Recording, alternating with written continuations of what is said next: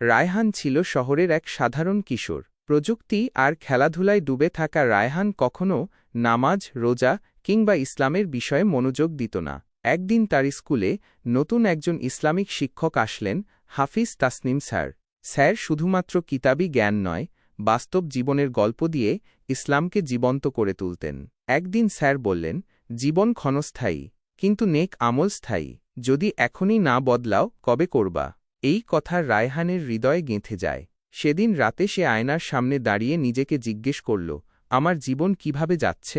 তারপর থেকেই সে ফজরের আজানে উঠতে শুরু করল, নামাজ পড়ল এবং ধীরে ধীরে কুরআন পড়া শুরু করল।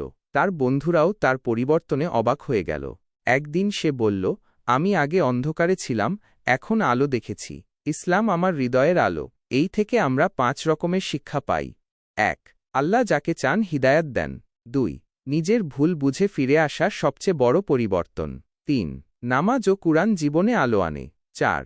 একজন ভালো মানুষ অনেককে বদলাতে পারে। 5. তওবা করে ফিরে এলে আল্লাহ কখনো ফিরিয়ে দেন না।